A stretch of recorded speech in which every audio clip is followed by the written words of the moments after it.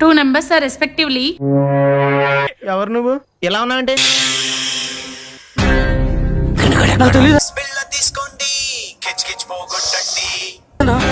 తెలీదన్నా.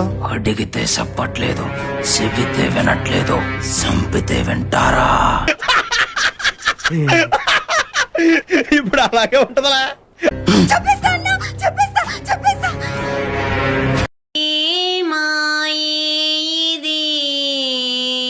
ప్రాయమా